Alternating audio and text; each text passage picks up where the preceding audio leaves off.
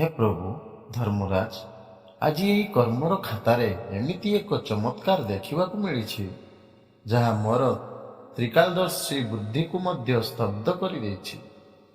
ଯେଉଁ ମହାପାପୀର ଆତ୍ମାକୁ ଯୁଗ ଯୁଗ ଧରି ନର୍କର ନିଆଁରେ ଜଳିବାର ଥିଲା, ଆଜି ହଠାତ୍ ତାର ମୋକ୍ଷ କେମିତି ହୋଇଗଲା? ନର୍କର ଦ୍ୱାର ତା ପାଇଁ କାହିଁକି ବନ୍ଦ ହୋଇଗଲା? ପ୍ରଭୁ ଶାନ୍ତ ହୁଅନ୍ତୁ ଚିତ୍ରଗୁପ୍ତ। ସୃଷ୍ଟିର ଏହି ଚକ୍ରରେ କୌଣସି ଚମତ୍କାର ହେତୁ ହୁଏ ନାହିଁ। ମୃତ୍ୟୁ ଲୋକରେ ଏହି ବ୍ୟକ୍ତିର ଶରୀରର ଭସ୍ମ ହେବା ପରେ ତାର ପରିଜନମାନେ ତାର ଅସ୍ଥି ଓ ପାଉଁଶକୁ ମା ଗଙ୍ଗାଙ୍କ ପବିତ୍ର ଜଳରେ ବିସର୍ଜନ କରିଦେଇଛନ୍ତି। ଆଉ ମା ଗଙ୍ଗାଙ୍କ ଜଳ ସ୍ପର୍ଶ କରିବା ମାତ୍ରେ ପାପର ପାହାଡ଼ ମଧ୍ୟ ତରଳି ପାଣି ହୋଇଯାଏ। ଚିତ୍ରଗୁପ୍ତ, ଏହି ରହସ୍ୟ ଜାଣିବାକୁ ହେଲେ ଆମକୁ ସତ୍ୟଯୁଗର ସେହି ସମୟକୁ ଯିବାକୁ ହେବ, ଯେତେବେଳେ ଅଯୋଧ୍ୟାରେ ସୂର୍ଯ୍ୟବଂଶୀ ରାଜା ସଗର ରାଜତ୍ୱ କରୁଥିଲେ। ତାଙ୍କର 60,000 ବଳଶାଳୀ ପୁତ୍ର ଥିଲେ, କିନ୍ତୁ ସେହି ଅପାର ଶକ୍ତି ସେମାନଙ୍କ ଭିତରେ ଏକ ଭୟଙ୍କର ଅହଙ୍କାର ସୃଷ୍ଟି କରିଥିଲା। ନିଜର ସାମ୍ରାଜ୍ୟ ବିସ୍ତାର ପାଇଁ ରାଜା ସଗର ଅଶ୍ୱମେଧ ଯଜ୍ଞର ଆୟୋଜନ କଲେ। ସଗର ପୁତ୍ରଙ୍କ ଏହି ବଢ଼ୁଥିବା ଆତଙ୍କ ଦେଖି ସ୍ୱର୍ଗରେ ଦେବରାଜ ଇନ୍ଦ୍ରଙ୍କ ସିଂହାସନ ଦୋହଲିବାକୁ ଲାଗିଲା। ସେ ଛଳନା କରି ଯଜ୍ଞର ଘୋଡ଼ାକୁ ଚୋରି କରି ନେଲେ ଏବଂ ପାତାଳ ଲୋକରେ ଗଭୀର ଧ୍ୟାନରେ ମଗ୍ନ ଥିବା ମହର୍ଷି କପିଳଙ୍କ ଆଶ୍ରମରେ ବାନ୍ଧି ଦେଇ ଅଦୃଶ୍ୟ ହୋଇଗଲେ।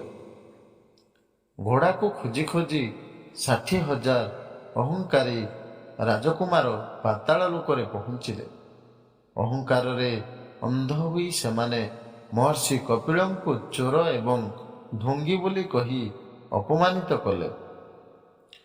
ଯୁଗ ଯୁଗରୁ ଧ୍ୟାନରେ ଥିବା ମହର୍ଷି କପିଳଙ୍କ ସମାଧି ଭାଙ୍ଗିଗଲା।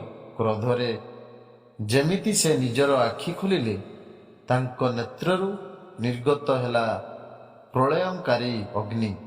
ଚାହୁଁ ଚାହୁଁ 60,000 ରାଜକୁମାରଙ୍କ ଶରୀରର ଏବଂ ସେମାନଙ୍କର ଅହଙ୍କାର ଜଳି ପାଉଁଶ ହୋଇଗଲା। ପାତାଳ ଲୋକରେ କେବଳ ରହିଗଲା ପାଉଁଶର ଏକ ବିଶାଳ ପାହାଡ଼। ସେମାନଙ୍କର ଆତ୍ମା ମୁକ୍ତି ନ ପାଇ ପ୍ରେତୟୋନିରେ ତଡ଼ପିବାକୁ ଲାଗିଲା। ମହର୍ଷି କପିଳ କହିଥିଲେ, ଏମାନଙ୍କୁ ମୋକ୍ଷ ମିଳିବାର କେବଳ ଗୋଟିଏ ବାଟ ଅଛି। ଯଦି ସ୍ୱର୍ଗର ଦେବୀ ନଦୀ ଗଙ୍ଗା ପୃଥିବୀକୁ ଆସି ଏହି ପାଉଁଶକୁ ସ୍ପର୍ଶ କରିବେ। ପିଢ଼ି ପରେ ପିଢ଼ି ବିତିଗଲା, କିନ୍ତୁ ସ୍ୱର୍ଗର ନଦୀ ଗଙ୍ଗାଙ୍କୁ ପୃଥିବୀକୁ ଆଣିବା ସହଜ ନଥିଲା। ଶେଷରେ ସୂର୍ଯ୍ୟବଂଶୀର ରାଜା ଭଗୀରଥ ନିଜ ପୂର୍ବପୁରୁଷଙ୍କ ଉଦ୍ଧାର ପାଇଁ ସବୁ ସୁଖ ତ୍ୟାଗ କରି ହିମାଳୟର ଦୁର୍ଗମ ଚୋଟିରେ ଘୋର ତପସ୍ୟା ଆରମ୍ଭ କଲେ। ସହସ୍ର ବର୍ଷ ଧରି ବିନା ଅନ୍ନ ଜଳରେ ସେ ଏକପାଦରେ ଠିଆ ହୋଇ ରହିଲେ। ଶରୀରର ଶୁଖି କଙ୍କାଳ ହୋଇଗଲା, କିନ୍ତୁ ସଂକଳ୍ପ ଦୋହଲିଲା ନାହିଁ। ଭଗୀରଥଙ୍କ ଏହି ଅଲୌକିକ ତପସ୍ୟାରେ ପ୍ରସନ୍ନ ହୋଇ ବ୍ରହ୍ମାଜୀ ପ୍ରକଟ ହେଲେ ଏବଂ ଗଙ୍ଗାଙ୍କୁ ପୃଥିବୀକୁ ପଠାଇବାକୁ ସ୍ୱୀକୃତି ଦେଲେ। କିନ୍ତୁ ବ୍ରହ୍ମାଜୀ ଚେତାବନୀ ଦେଲେ ଯେ ଗଙ୍ଗାଙ୍କ ପ୍ରଖର ସ୍ରୋତକୁ ପୃଥିବୀ ସହି କରିପାରିବ ନାହିଁ। ପୃଥିବୀ ଧ୍ୱଂସ ହୋଇଯିବ।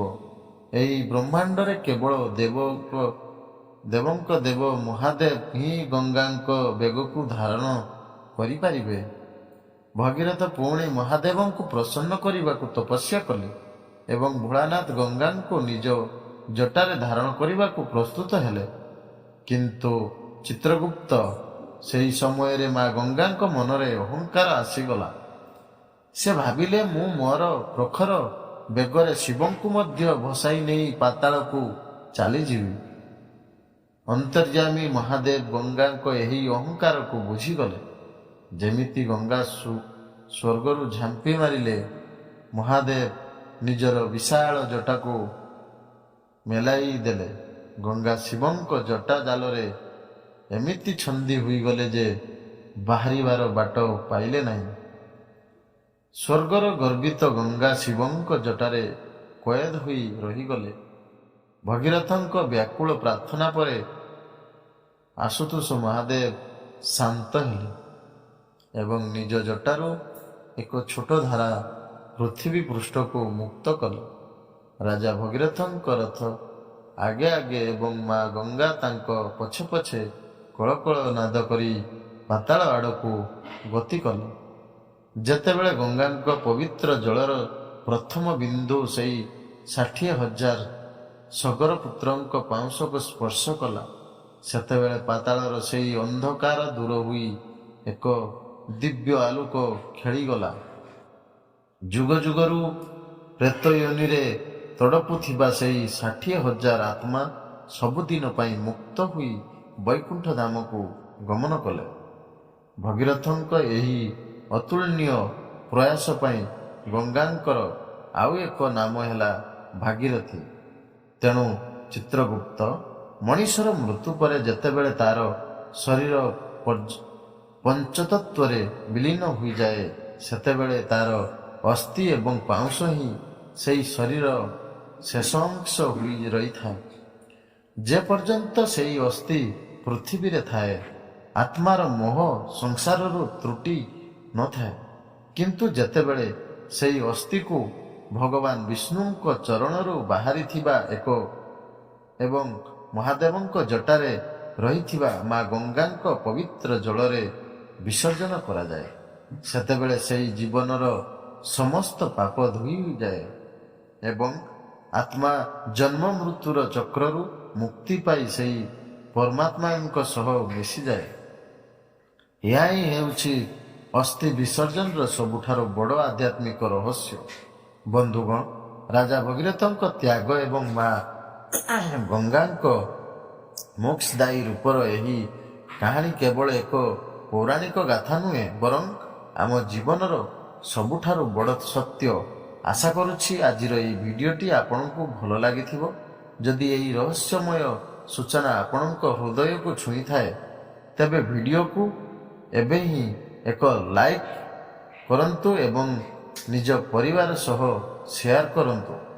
ରାଜା ଭଗୀରଥଙ୍କ ଏହି ମହାନ ତ୍ୟାଗ ଆପଣଙ୍କୁ କେମିତି ଲାଗିଲା ଆମକୁ କମେଣ୍ଟ କରି ନିଶ୍ଚୟ ଜଣାନ୍ତୁ। ଆଉ କମେଣ୍ଟ ବକ୍ସରେ ହର ହର ଗଙ୍ଗେ କିମ୍ବା ଜୟ ମା ଗଙ୍ଗା ଲେଖିବାକୁ ଜମାରୁ ଭୁଲିବେନି। ଏମିତି ଆହୁରି ଅନେକ ଆଧ୍ୟାତ୍ମିକ ଏବଂ ରହସ୍ୟମୟ ଭିଡ଼ିଓ ଦେଖିବା ପାଇଁ ଆମ ଚ୍ୟାନେଲକୁ ସବସ୍କ୍ରାଇବ୍ କରନ୍ତୁ। ଧନ୍ୟବାଦ। ଜୟ ମା ଗଙ୍ଗା।